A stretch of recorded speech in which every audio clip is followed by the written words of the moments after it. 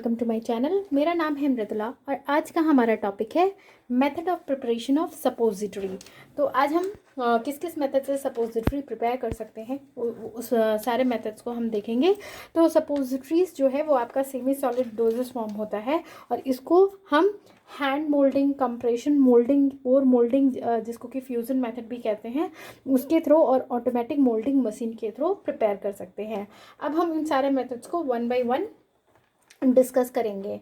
ठीक है, तो अगर सपोजिटरी क्या होता है, उसके क्या एप्लीकेशंस है, ये देखना है तो मैंने एक वीडियो इस पे अपलोड कर रखा है, आप वो देख सकते हैं।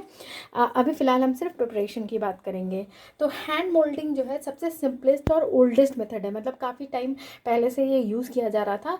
इसमें जो आपकी सपोजिटरी होती है उसको हैंड के थ्रू प्रिपेयर करते हैं, मतलब हैंड के थ्रू रोलिंग करके ये प्रिपेयर किया जाता है। ठीक, जिसमें कि आपका सपोजिटरी बेस और जो भी उसका एक्टिव इंग्रेडिएंट होता है वो उसके अंदर होता है और उसको डिज़ायर्ड शेप, जैसा कि आप सिलेंड्रिकल, कोनिकल, जैसा भी आप बनाना चाहते हो सपोजिटरी को, वैसे हम मोल्ड कर सकते हैं। प्रोसीजर देखते हैं कि कैसे कैसे करते हैं। तो सबसे पहले जो बेस होता है उसको हम फाइनली ग्रेट कर लेते हैं, मतलब एकदम पतला पतला ऐसे ग्रेटिंग कर ली जाती है और उसके बाद उसको मोटार पेस्टल में उसके एक्टिव इंग्रेडिएंट के साथ नीड किया जाता है। जैसे आप आटा गूंथते हो ना, तो उसी तरह उसको पूरा अच्छे से नीडिंग की जाती है। और ये नीडिंग तब तक की जाती है जब तक कि जो मास हमको मिल रहा है, मतलब हम मोटार पेस्टल से ऐसे घुमा घुमा के उसको जब नीड करेंगे तो वो तब तक करते रहेंगे जब तक कि हमें एक प्लास्टिक जैसा मास ना मिले जिसमें थॉरली उसमें सारे एक्टिव इंग्रेडिएंट्स ब्लेंड हो चुके हों। जो एक्टिव इंग्रेडिएंट होते हैं उसको सबसे पहले फाइनली पाउडर कर लिया जाता है, फिर उसको वाटर में डिसॉल्व किया जाता है और कभी कभी small amount of ul fact में मिक्स कर किया जाता है। उसके बाद सपोजिटरी बेस के साथ उसको ट्राइचुरेट या नीडिंग की जाती है। ठीक है, उसके बाद उस मास को हम एक सिलेंड्रिकल रॉड शेप में जो भी डिज़ायर्ड हमें लेंथ, जिस भी लेंथ की हमें सपोजिटरीज चाहिए होती है, उस फॉर्म में हम इसको सिलेंड्रिकली इस तरह से रोल किया जाता है। ठीक है, और जो जिस भी डायमीटर का चाहिए होता है या फिर जो बॉल्स, मतलब इस तरह के गोल गोल अगर बनाना हो तो उस तरह से कर लेते हैं, जो भी हमें इंटेंडेड वेट रिक्वायर्ड होती है। अगर हमने सिलेंडर बना रखा है ऐसे, तो फिर उसको जिस भी लेंथ की है उसके हिसाब से हम उसको कट कर लेते हैं। कि एक और उसके बाद जो कट पोर्शन होता है उसको एक साइड से ऐसे कॉनिकल बना लेते हैं, क्योंकि ये आपका रेक्टल या वजाइनल इसके लिए होता है, तो उसके लिए। ठीक है, तो ये प्रोसीजर था। इसमें एक चीज़ ध्यान देनी होती है कि अगर हम स्टार्च या टैल्कम रोलिंग सरफेस और जो हैंड होता है उसमें कर लेते हैं, तो जो मास होता है वो हाथों के साथ नहीं चिपकता है या फिर सरफेस के साथ नहीं चिपकता है। ये जो मेथड है काफ़ी प्रैक्टिकल है और इकोनॉमिकल होता है और इसमें हम small number of suppositories prepare कर सकते हैं, लेकिन अगर लार्ज स्केल पे प्रोडक्शन करना हो तो ये मेथड सूटेबल नहीं होता है। अब देखते हैं हम सेकंड मेथड। सेकंड मेथड जो है वो कंप्रेशन मोल्डिंग है। इसमें जो सपोजिटरी प्रिपेयर किए जाते हैं उसमें जो आपका मेडिकामेंट होता है और बेस होता है उसका जो मास को कंप्रेस करते हैं और स्पेशल मोल्ड में सपोजिटरी मेकिंग मशीन के थ्रू हम उसको प्रिपेयर करते हैं। ठीक है, इसमें जो फॉर्मुलेशन होता है सपोजिटरी का, वो आपको बेस और जो भी उसके अदर फॉर्मुलेटिव इंग्रेडिएंट हैं उसको मिक्सिंग करके की जाती है। और जब मिक्सिंग की जाती है तो उसके फ्रिक्शन की वजह से आपको एक पेस्ट लाइक कंसिस्टेंसी मास ऑब्टेन होता है। ठीक है, अगर स्मॉल स्केल पे कर रहे हो तो हम मोटार पेस्टल यूज़ करते हैं और इसमें जब सबसे पहले मोटार को हीट कर लेते हैं वार्म वाटर में और उसको ड्राई करके यूज़ करते हैं, जिससे कि क्या होता है, बेस जो होता है वो सॉफ्ट हो जाता है और प्रॉपर मिक्सिंग होती है। लार्ज स्केल पे मैकेनिकल नीडिंग की जाती है मिक्सर और वार्म मिक्सिंग वेसल यूज़ करके। अब हम प्रोसीजर देखते हैं। तो सबसे पहले जो सपोजिटरी मास होता है उसको एक सिलेंडर में फिल कर दिया जाता है, उसके बाद सिलेंडर को क्लोज कर लेते हैं। उसके बाद उसके ऊपर प्रेशर अप्लाई किया जाता है एक साइड से मैकेनिकली या फिर व्हील को टर्न करके।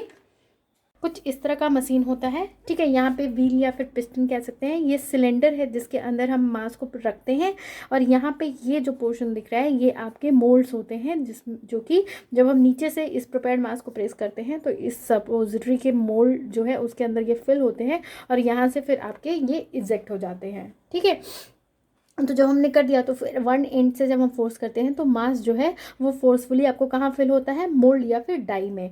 जब डाई में पूरी तरह से मास यहाँ पे फिल हो जाता है तो हम इस प्लेट को नीचे से जो है वो हटा देते हैं और फिर एक एडिशनल प्रेशर देते हैं, जिसकी वजह से इसमें जो सपोजिटरी आपकी बनी होती है वो बाहर की तरफ इजेक्ट हो जाती है। ठीक है।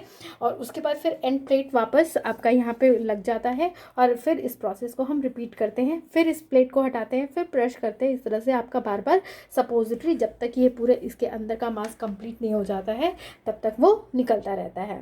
एडवांटेज ये है कि ये आपको उन सपोजिटरीज़ को प्रिपेयर करने के लिए जो कि हीट लेबल मेडिसिन जो कंटेन करते हैं उनके लिए बहुत ईजी होता है। और जो सपोजिटरीज़ जिसमें कि जो सब्सटेंस होता है वो बेस में इनसॉल्युबल होता है उनके लिए अच्छा होता है। ये बहुत ही सिंपल मेथड होता है और इसमें आपको जो भी सपोजिटरीज मिलते हैं उनका लुक बहुत एलिगेंट होता है, काफ़ी स्मूथ उसके आउटर सरफेस होता है। तो ये as compare to the hand modelling, इसमें जो इनसॉल्युबल सॉलिड्स का सेडिमेंटेशन होता है उसको ये अवॉइड करता है सपोजिटरी बेस में। डिसएडवांटेज ये है कि ये लार्ज स्केल के इससे देखा जाए तो ये काफ़ी स्लो प्रोसेस है और इसमें क्या होता है कि जो फैट टाइप बेस सपोजिटरी होते हैं उसमें एयर जो होता है वो इंट्रैप हो जाता है, जिसकी वजह से बेस और एक्टिव इंग्रेडिएंट है दोनों का ऑक्सीडेशन हो सकता है। इसमें जो है स्पेशल सपोजिटरी मशीन जो है उसकी ज़रूरत पड़ती है और इसमें आपको बहुत ज़्यादा शेप नहीं मिलेंगे, जो भी मशीन्स हैं वो उतने ही शेप्स अवेलेबल होते हैं। ठीक है। नेक्स्ट मेथड है आपका पोर मोल्डिंग या फ्यूज़न मेथड। ये कॉमनली यूज मेथड होता है आपको स्मॉल स्केल और लार्ज स्केल पे प्रिपेयर करने के लिए सपोजिटरी। और इसमें जो मोल्ड्स यूज़ किए जाते हैं वो अलग अलग साइजेस के होते हैं, जिसमें कि 600 to 500 कैविटीज़ प्रेजेंट होती है और ये आपको एल्युमिनियम, ब्रास, निकल या कॉपर अलॉय का बना होता है। आज के दिनों में टेफ्लॉन कोटेड मोल्ड्स जो है वो यूज़ किए जाते हैं। लिक्विड पैराफिन और ग्लिसरीन जो है वो आपको सपोजिटरी मोल्ड में लुब्रिकेंट का काम करता है, यानी कि मोल्ड से सपोजिटरी को इजेक्ट करने में यूजफुल होता है स्मूथली। तो ये जो प्रोसीजर है उसका जो ओवरऑल प्रोसेस ये है कि सबसे पहले हम मोल्ड को कैलिब्रेट कर लेते हैं, फिर उसमें मेल्टेड बेस को ऐड करते हैं कैविटीज़ के अंदर और फिर उसको कूल होने देते हैं। कूल होने के बाद जो एक्सेस बेस क्वांटिटी होती है उसको हटा लेते हैं और जो हमें सपोजिटरी मिलती है उसको हम वे कर लेते हैं। तो ये आपका मतलब ओवरऑल प्रोसेस होता है। इसको डिटेल में देखते हैं कि कैसे करते हैं। तो सबसे पहले हम क्या करेंगे, फर्स्टली कि बेस को हम मेल्ट करेंगे स्टीम बाथ पे और फिर उसके में बेस में हम क्या ऐड कर देंगे, मेडिकामेंट को। उसके बाद मेल्टेड मास जो है उसको फिर जो सपोजिटरी मोल्ड होते हैं उसमें ऐड किया जाता है और फिर उसको वहाँ पे कंसील कर दिया जाता है, मतलब अलाउ किया जाता है कि वो अच्छे से उसमें सेटल हो जाए।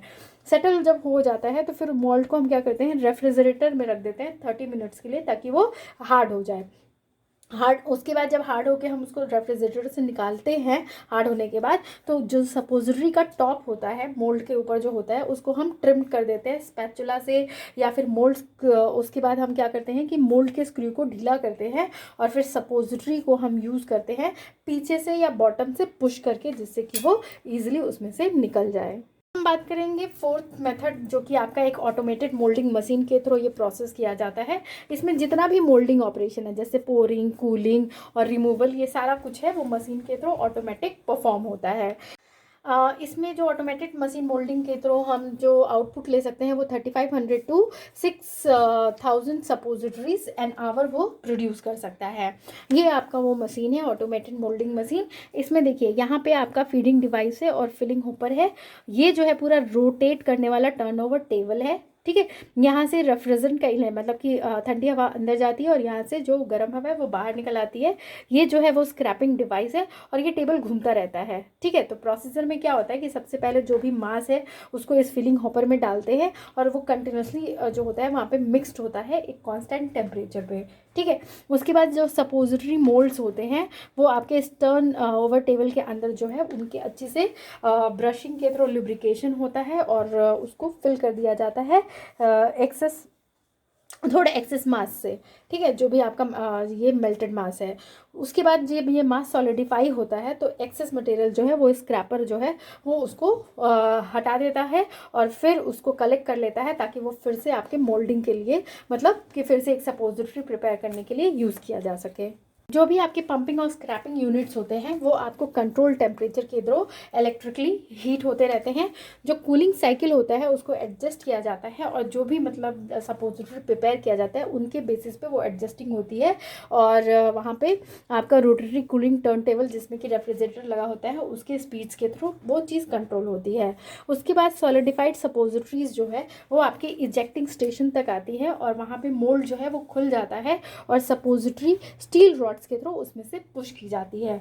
उसके बाद मोल्ड जो है वो क्लोज हो जाता है और उसके बाद वो वापस स्प्रिंग स्टेशन के थ्रू लुब्रिकेशन के लिए चला जाता है और फिर से ये साइकिल वापस रिपीट होती है। तो ये थे आपके 4 मेथड जिसके थ्रू सपोजिटरीज प्रिपेयर किए जाते हैं। अगर आपको मेरा ये वीडियो पसंद आए तो प्लीज़ इसे लाइक शेयर कमेंट करें। Thank you for watching.